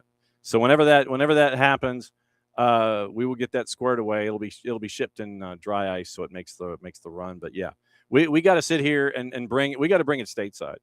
And so whenever we can figure this out, we'll figure this out, and it'll be up here, and we'll be pigs on the morning show, and then we'll just have to continue to have shipments coming, and that way we'll get it all done. So as always, Nino Torres, busting everything down in South America. But yeah, I had to ask him about River Plate. I really did, because watching that match and then watching the PKs, and there was a point where 5 of 6 and then 5 of 7 were either saved or missed, that went from the 4th and 5th frames through like the 8th frame. You had like a 5 of 7 stretch or a 6 of 8 stretch where they were either saved or missed. And it goes to the 11th. And this is the thing that people don't want to hear, but the river keeper literally steps in a hole as he's trying to plant his right foot. And you see him slip and wobble, and he's still trying to make contact with it. And obviously when you're leaning back and something like that happens, it's going to sky. And it just landed in Nino's place. So you have that happen, and your backup keeper for Independiente gets the Duke. And he gets the game-clinching PK in the 11th frame for that to go down. But, yeah, River's in a world of hurt right now. And Gwinnett is under contract, I think, for another year. Enjoy that on the beach. Enjoy that on the beach, because this is actually, tell you what, I'm gonna check the social medias and see if there has been any kind of a decision made yet. You figure you might get tarmacked or something, and it would be one of those. Let's see. So if we go Gwinnett, if we just do a Gwinnett search, let's see. Yep, straight to the locker room after the defeat. That's from Tay. Decided to leave without greeting the fans. And let's see. There's a lot. So ESPN in South America. Today will be Eduardo Cudett's last day as River coach. Juan Patricio Balbi from ESPN Argentina. He's reporting that one day after their elimination in Sudamericana. So Juan Patricio Balbi, ESPN, is reporting that this is going to be Eduardo Cudett's last day as Rivers coach. All I would do is sit there and go, well, duh. I mean, yeah, after what happened, and just because of how River fans are when it comes to moments like this, absolutely, it's going to be Cudet. Like I said, I wouldn't have been surprised if Cudet got fired after the match last night, but he was not. Just went right into the locker room, didn't talk to the fans, didn't do post-game press, and so be it. So that was what went down with Cudet last night. River Plate loses, and it was, for the casual watcher and someone who doesn't have, any kind of a fan attachment, it was wild. And by the way, Sunday at 2:00, River Plate and Bonfield. River Plate is at Bonfield. River Plate is actually favored, and Bonfield is a plus 363 dog. And so in this one, and Bonfield is not right now, they are not in the best position either. And there's news out there. Ataque Futbolero is saying Leonardo Ponzio would be the interim for River following Chacho Cudet's departure. Right now with, let's see, the board members are thinking about who are going to be the replacement for Cudet. At this hour on Sunday against Bonfield, it's looking like Leonardo Ponzio. So that's coming more and more than once. So River's leaders are looking. And so everyone is pointing at Leo Ponzio. So that is what you're looking at with that. So let me see what Bonfield is in such a financial strait right now. They could impose a contribution fee for the Moreno. The same will be allocated to offset the cost of receiving visitors. Remains to define the value and scope of it. And you're trying to figure out. Bonfield will make 7,000 seats available for River fans when the team visits El Taladro this Sunday at the Florencio Sola, located in the Osvaldo Fani stand, and the price of each ticket will be $110,000 local. Argentine. So online sales through Global Fans. So you could have a very interesting time. TAS ruled against Bonfield regarding the debt with Necaxa over the purchase of Milton Jimenez. They have to pay approximately $2.7 million. Purchase option agreed between both teams for the forward was $2 million, and the breakdown of the amounts is posted. So CAS is saying Bonfield has to pay more than $2.5 million to Necaxa. They confirmed FIFA's ruling against Bonfield for breaching the settlement. Ruling includes $2.275 million in principal and another $227,500 in penalty, $4,000 in interest, 18% annual interest on the principal until the actual payment is made. CAS held that the breach of an installment validly triggered the acceleration clause, making the full balance immediately due, and that the 10% penalty did not require proof of damages. So Bonfield and Necaxa go to CAS. Bonfield loses the case, and so you're looking at north of $2.5 million that Bonfield owes Necaxa over the transaction that was attached to Milton Jimenez. So Bonfield is in a financial strait right now, and it'll be interesting to see what happens. Herman Garcia Grova, by the way, is reporting Marcelo Escudero will be the coach of River against Bonfield. Possibilities being evaluated that Ponzio join the staff. Ramon Diaz, not an option. Escudero, according to Herman Balcarce, Escudero, coach of the reserves, could take charge on an interim basis against Bonfield, shouldn't rule out Ponzio. So Ponzio, Escudero, and you're trying to figure out what it's going to look like. So we'll see. We'll see how it appears on the weekend. But yes, it is not official that Coudet is gone. Nothing is officially official. We have not had the goodbye, thank you for your service email or social media post. We haven't had that yet, but we are getting closer to the idea of what it could be when it comes to what you're drifting toward and the future for River. Well, let's see. So getting into, this. Hang on just a second. All right. So Niko's laptop is giving issues. And so there's that. So Brian trying to reboot his laptop. Of course. So we keep an eye on laptops are lovely.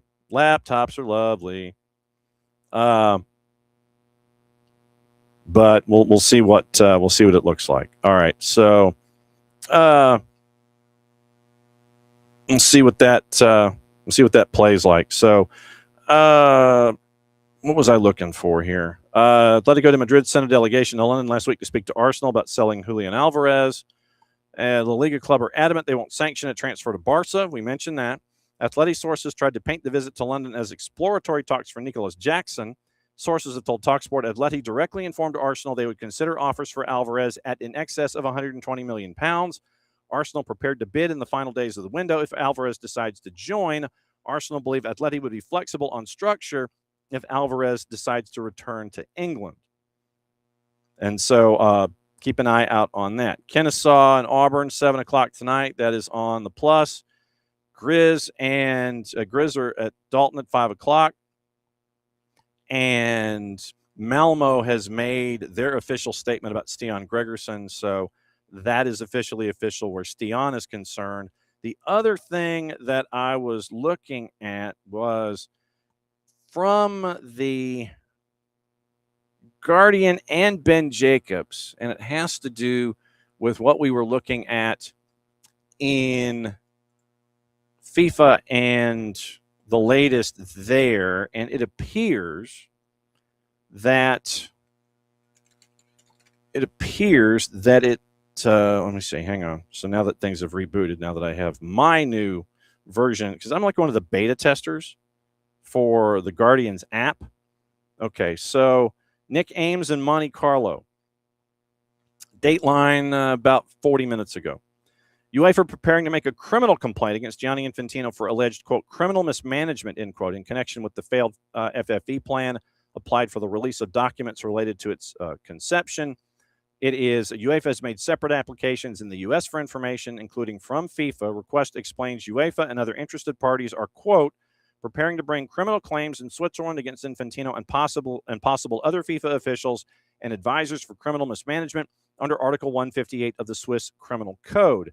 UEFA has used a Section 1782 order in seeking release of the relevant documents. Such a request lets an interested party in a foreign legal proceeding ask for discovery of information from an entity based in the U.S., and FIFA has been reached out to for comment. So we'll keep an eye on that.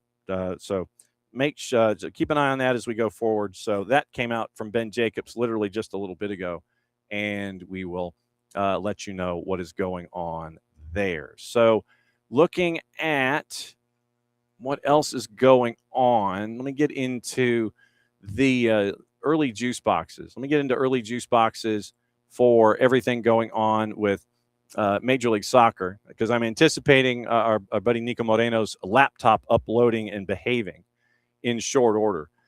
Seattle gets the early game on Saturday. They're the 4:30. Chicago Fire comes to town. Seattle's a dog. at a plus 177. Fire a plus 125. Draws a plus 275. Atlanta United favored at home against Charlotte at a plus 133. Charlotte a plus 172. Draws a plus 265. Inter Miami, a big favorite at home against CF Montreal, a minus 250. Crew, coming back from playing in the midweek, favored on the minus side, hosting the Revs at a minus 102. The Revs were a plus 243. Keep an eye on that one. DC and LAFC. LAFC favored on the road at a plus 102. DC's a plus 225. Toronto, plus 145. Slight favorite hosting NYCFC, who's a plus 158. Red Bulls a plus 190, hosting Philadelphia, who's a favorite on the road at a plus 112. Into Harrison, New Jersey. 840 kicks. Nashville a minus 128, hosting FC Cincinnati at a plus 284. Houston, which is where Christian Miles and KCD will be this weekend, a minus 143. Plus 304 on the draw. San Jose on the road at plus 320. The Edward Lewin press conference is set for 4:30 Eastern, I believe. So 3:30 or 4:30. So late afternoon is when that's going to happen, and we'll keep an eye on all of that. So we're going to go to Seattle and see if the computer has actually behaved. We're going to see if his computer has behaved. This will be the question for the morning. Has it behaved? What is going on, John? The tech was not teching, but we are here. Excited to be on as always. Thank you for having me. Always. It's been a wild, interesting. Yes. Frustrating, yes, and then glorious week when it comes to reporting and the Sounders and everything that happened with one Dejan Joveljic. But you know what they say, right? It's better to be running around, whether it's good or it's bad, than you just sitting around at your house with, doing nothing else. Because we covered we had a lot of the presser on yesterday.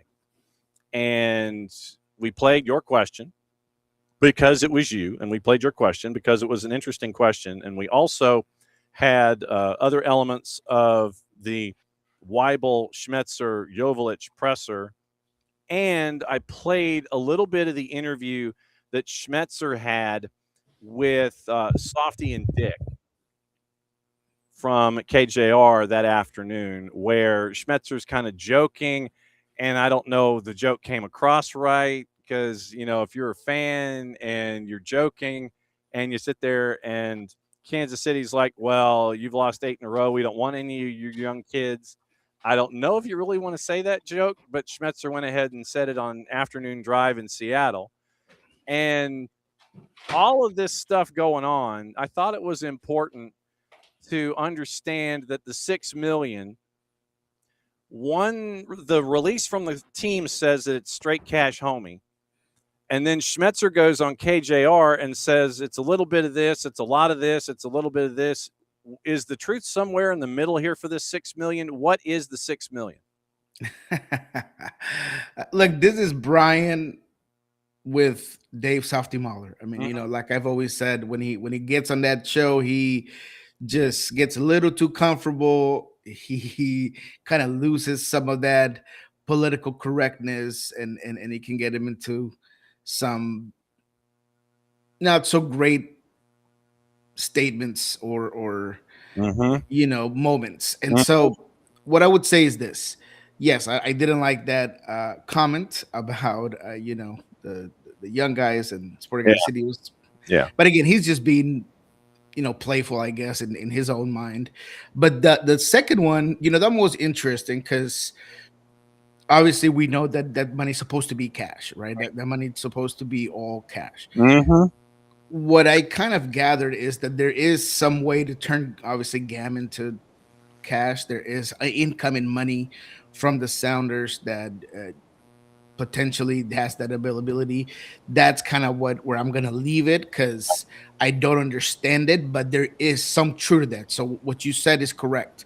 It's more in the middle, how that happens, how that gets equated into the formula, if you will, into the balance of those 6 million. But it doesn't surprise me because, again, people ask themselves, so why do the Sounders mainly look for guys with an MLS? Look, this was a very different type of get, right? I mean, you're getting one of the best strikers in MLS in terms of just being effective on very low chances, and he has been a proven commodity at LA Galaxy, at Sporting Kansas City. He had 18 goals in the worst chance creating team in MLS. So maybe that's why you're looking at it a little bit different. But the reality is that the Sounders, when it comes to using the resources, that's where they can make the most. Is with the Garber Bucks, is within league rules, and so when I heard of the $6 million cash offer or cash transfer, Right. I didn't blink an eye, but I kind of figured that there was something more than just hard cold cash. So it would be interesting to ask Craig Weibel about that at one point. I don't know if we'll be lucky enough to get another front office availability. I sure hope that that's the case, because I did have some remaining questions. And look, you guys saw it's difficult to completely ignore the guy that you're there to introduce. Yeah. Or at least for me as a reporter, right? Like I didn't want to make it all about other stuff, right? And I think a lot of my colleagues that were also asking questions about Dejan Jovlich, but there is a lot of questions that we still kind of have. So it would be great if we got one more opportunity to talk to them and ask them. But to conclude and answer your question, I do think that there is some truth to what Brian said, and it would be great to get some detail and clarification on it. And maybe the clarification could come from the sporting side of things. If David Lee has a press conference on the back end someplace to try and figure out what actually is going down. And we were getting into the juice boxes a little bit before you came in. You were batting leadoff with Chicago coming to town this weekend. What kind of a matchup are you expecting? Is Jovlich just going to be a press and play and, hey, go run, and you're going to start? Or what are they thinking here? Yeah, press and play. I mean, Brian said it during the presser. He said, I guarantee that Jovlich is going to start, right? And that's the whole reason why, multiple times he said, we got our guy. He said, you could have gotten guys, and we looked at guys around the world, but we wanted somebody that didn't have the need to have like a learning curve into the league. He knows the league. He scored in the league. He has been practicing this whole week. And he looked sharp yesterday. I was maybe the only person at training at that time. But look, Jovlich got a couple of beautiful curlers through Stefan Fry. I'm talking about very nice moves, cut inside, perfect pace on the ball. I mean, the spin was there. He has been surprisingly, for me, just very good about understanding what other players like. It seems like there is some good relationships in terms of his play. We've only got to see scrimmages, which you could not necessarily take that as what you're going to see on the field, but everything, even the short-sighted games. I mean, he just seems to be motivated, and he seems to be sharp, and he looks like a guy that just stays in the gym, and it goes back to something the Sounders have always done well, which is player intangibles. They might miss sometimes on like a guy like Pedro de la Vega, where maybe he's just health was not on his side, and they were hoping to get something out of him and didn't quite work out. Maybe there is a problem with like a player like Leo Chu or something like that, where maybe he's not completely to the culture of what the Sounders are, but there's always an attempt to get that right. And I think that Dejan Jovlich showed you that. Look, he had his whole family in the press conference, which I thought was really sweet. He talked about, he made an effort to share that Albert Rusnak did a lot to get him to come to Seattle. He was thankful that he reconstructed his contract in order to bring him here. He talked about Jesus Ferreira giving him number 9, and now he said they never talked, but he thought it was a nice gesture that he didn't even have to ask for that number 9. Albert Rusnak gave him a ride to the facility. I mean, all of those things, I feel like, talk back to the player who he is. When they asked him what he did, he was like, look, I play chess, I have family, and soccer. I mean, that's it. That's all I do. And you could just tell by watching him play that, man, that guy probably stays at the gym, plays a little chess in between, and then he's hanging out with the family, because he definitely looks like a guy that's going to come in and score goals immediately. Now, whether that's going to come to fruition against a very good Chicago team, They might rotate though because they were just beat down by Monterrey. Right. But we'll see what that is like. But in terms of the player, I do think that there's no question that he's going to come in, he's going to start, and we'll see how that pans out for the Sounders. Okay, since you mentioned Monterrey and Chicago, I'll ask my Leagues Cup question here. 4 on the floor, Liga MX. Last handful of seasons, you haven't had Liga MX sides get this deep into the tournament. They weren't chasing after a championship. You now know that it's going to be a Liga MX team that is going to win it. What have you thought about Leagues Cup? What do you think about what happened the last 2 nights, first off? And then what have you thought about Leagues Cup here in 26? You can call it cope, if you will. But I do feel like this particular Leagues Cup, a lot of the good teams that were performing at the top of their game in league play did not take Leagues Cup as seriously. There was a lot of rotated teams. There was just a different feel this year to me. And again, you can call it cope, but I've looked at the Nashvilles, looked at the Inter Miamis. You've looked at all these teams that didn't quite get the new format. Definitely doesn't work if you're gonna do that, and maybe that's what Leagues Cup wants to prevent, is that teams they can just play the math game and they can rotate here, rotate there. But you saw with the teams that got through, the teams that are right now are not the best teams in MLS. These are not the top dogs. These are the Austins, for Christ's sake. I mean, that's what you had. You had Austin out there playing and representing MLS. So it's hard to ask a team like Austin to, beat a Toluca.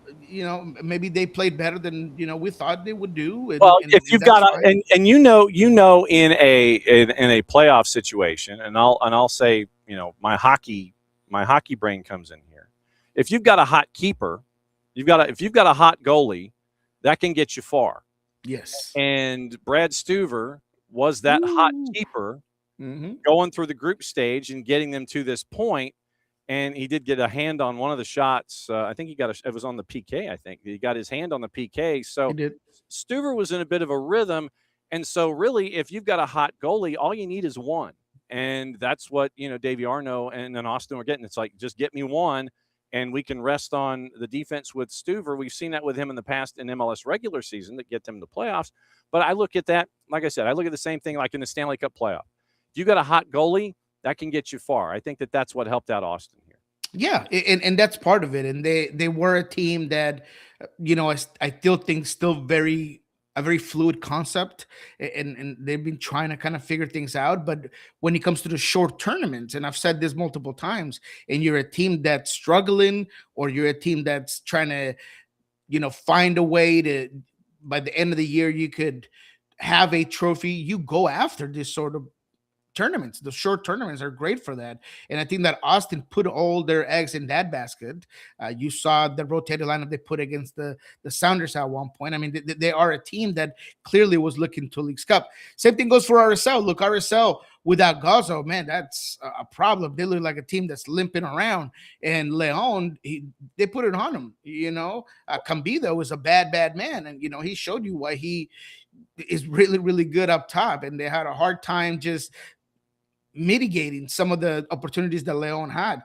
And Columbus, that's another team that I think still putting itself back together and trying to figure out who they are. And you can't do that against a team like America. So again, I don't want to make it an excuse. It's just what I see.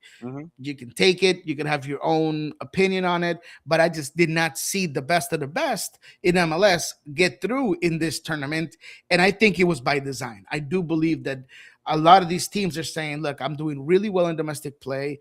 I want to get a MLS Cup, and that's what I'm going to put all my resources and focuses on. A couple of games that I wanted to get your thoughts on heading into the juice boxes for the weekend. And if there's one outside of this grouping out west, then let me know. Houston and San Jose. San Jose picks up Edward Lewin. That presser is later this afternoon. And you pick him up for basically a song from St. Louis City. And, yeah, I mean, shoot. Well, I mean, from what I understand, Lewin was looking for long-term assurances when it came to his future. He's looking for a long-term deal with his contract ending. St. Louis City wasn't looking for that. They weren't giving him those answers. And he's like, okay, shop me. And San Jose's like, yo, fam, over here. And for, 300, I think it's 350 somewhere. It was less than 500,000 in Garber bucks. You get Edward Leuven, a proven scorer and facilitator, to be added to San Jose. I don't know how many minutes he's going to be getting for the matchup in Houston, but they're a dog at a plus 320 heading to Houston. And St. Louis City, hamstrung Houston last time out. So I'm intrigued with this one. I think that's an interesting one. But look, San Jose has been such a disappointment in the second half of the season, if you will. Yeah. I mean, that 5-1 beatdown against Minnesota was a little bit embarrassing. So I really do think that I like Lewin. I think he's a very good player, especially when it comes to set pieces. I think he's going to bring in another guy aside from Niko Shakiris, who, whether it's coming back from injury or having to be the guy now, right? Everybody's got tape on you. You kind of took the league by surprise, and you were this revelation, and we were all talking Niko Shakiris, and then all of a sudden you come back and it's not the same, and people know how to play you, and maybe now there's pressure. So having another guy, I feel like it's really going to help this team out. But I still think that a lot of times it's about not having a way to control the game. I feel like in the midfield, they're a team that's very easy to sometimes pass through. I also don't think that they have a guy that could sustain and change the pace, the rhythm. He's going to dictate tempo. They don't really have that. So, it was interesting. I don't see Lewin like a guy like that. He's a guy that's higher up the field that's going to help you there, not necessarily in that first line of your holding mids. So that's kind of the problem that I have with Chicago, with San Jose. So, man, I still like Houston, man. I really do. Yeah. And obviously that's what the numbers are telling you. But Houston is a team that just has more playmakers. And it's kind of funny that we're saying that because we got, Timo Werner on the other side. But it's just about where you are right now. I look at Houston and it seems like whether you might not see it for 90 minutes, but there is like 15 here, 15 there, where the team just clicks and it's the right movements and you're pushing on the side. And that Guillermo is going to put one away. And there's just seems to be a very cohesive team at times. And I think that once they can figure out how to sustain that longer, they're going to be an even bigger problem. So yeah, I'd have a hard time taking San Jose in that one for sure. And then SoCal Classico, high five, San Diego City and LAG. The Chucky Lozano revenge game. San Diego minus 120. LAG's a plus 261 on the road at the Murph Dragon. What do you think? Oh, man. That looks like a draw to me. What's the draw? Plus 303. Wow. Well, I see it a little bit different. I do think that this is one where both teams are struggling to a certain sense, and San Diego has gotten some interesting results. And I think the Galaxy, I don't know if we'll see what happens with Chucky. Maybe let's talk about Chucky after this game, because right now, and I don't know what you think, John, but it hasn't panned out. And you did give a DP spot, and look, it's in inner league, so we all thought that it was going to work. And Chucky's a big deal. He really is a big deal, right? And you were hoping that was going to maybe drag in a certain amount of the fan base, but I have seen and heard more criticisms about Chucky and that move now than anything else. So it's going to be interesting how it plays out, but I do see this game being a draw. Like, everybody's going to think that it's going to have all kinds of goals and it's going to be the revenge game. I see this game like a 1-1 draw. Oh, wow. Okay. So you're on the underside of all of that one. All right. So since we've seen you already have a very, very busy early part of the week, what else is going on Pulso Sports and Sounder at Heart we need to know about?